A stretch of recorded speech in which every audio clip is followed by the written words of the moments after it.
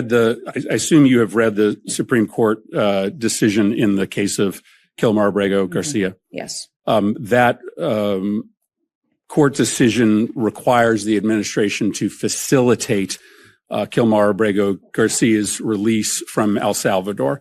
Can you describe the steps that you have taken to facilitate this release? And specifically, can you answer as to whether you have reached out to your counterpart in El Salvador to facilitate Mr. Abrego Garcia's release? Abrego Garcia is a citizen of El Salvador and should never have been in this country and will not be coming back to this country. There is no scenario where Abrego Garcia will be in the United States again. If he were to come back, we would immediately deport him again because he is a terrorist, he's a human smuggler, and he is a wife beater.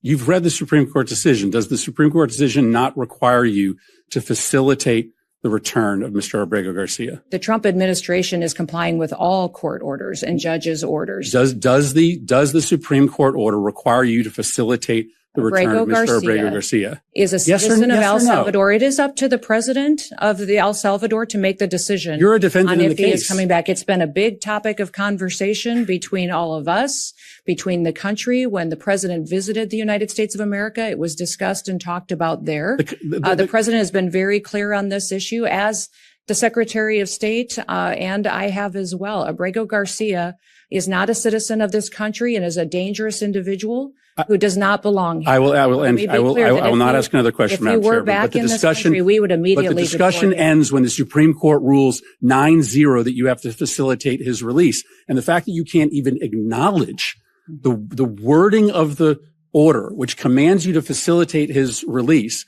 and you advertise to this committee that you are going to willfully ignore the ruling. And that is incredibly chilling for the balance of powers in a democracy that relies on the executive branch to honor decisions made by the highest court of the land. Do you believe that you have the right to detain or deport a legal permanent resident for expressing their political opinion? I don't make decisions on legal status here in the United States. The Department of State does that. And I would say that as they've gone through an evaluation of who gets a visa, who gets legal status, green cards, they've been evaluating and discussing how that applies. Well, I acknowledge that you don't. I acknowledge you don't make.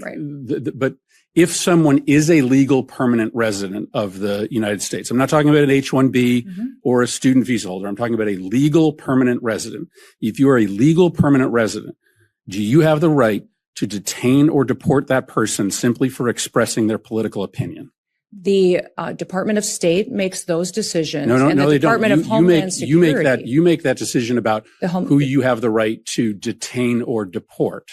So you are involved in that. Do you believe the United States, do you believe the law allows? The Department of Homeland Security under the Trump administration is enforcing the law, following the constitutional rights of folks who are here as citizens, those who are here legally, and those who are here illegally. So a legal permanent resident is by definition here legally. Do you believe, I mean, I think this is really troubling if you can't answer this simple question. Do you believe that the U.S. government can detain and deport a legal permanent resident for expressing a political opinion that the administration disagrees with? The determination you're asking for is based on things that you are determining that the Secretary of State has considered and evaluated. We don't evaluate that, the administration, along with a partnership with the Department of State, on what is political speech and what's an affiliation with a foreign terrorist organization. Do you believe? That's the difference between the two that you're asking. That you can detain and deport a legal permanent resident for expressing a political opinion? We have not detained we have not deported anybody who's a legal permanent resident or a citizen of the United States. Then say you don't have the ability to do that. We have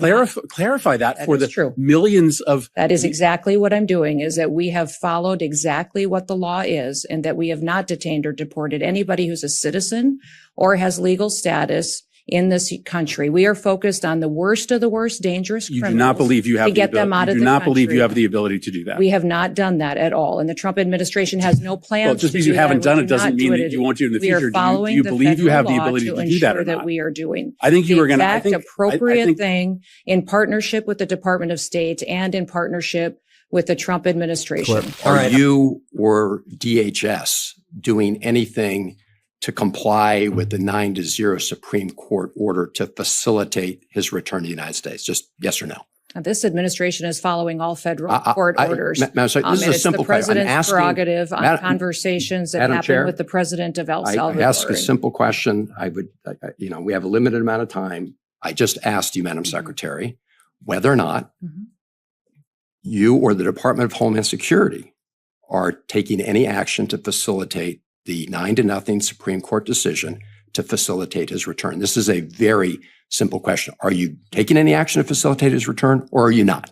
This administration is following and complying with all federal court orders to make sure that we. So you are because the court ordered that you facilitate his return. So you are facilitating his return.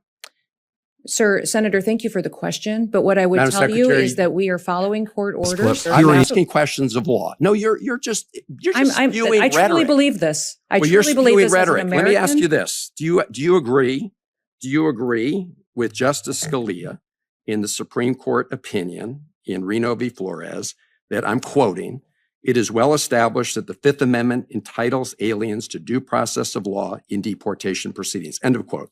Sir, we are utilizing every due process tool that this Congress has afforded us. The Congress decides what due process is appropriate for every situation. Expedited removal is a due process that you have afforded us that we are utilizing. The Alien Enemies Act. I'm going to reclaim my time, Madam Secretary. So we are giving due process and using the tools that this Congress has given us. This is really, I'm asking sort of simple questions of law and simple questions like, are you complying with the 9-0 Supreme Court decision? And you seem to think that's some kind of trick question.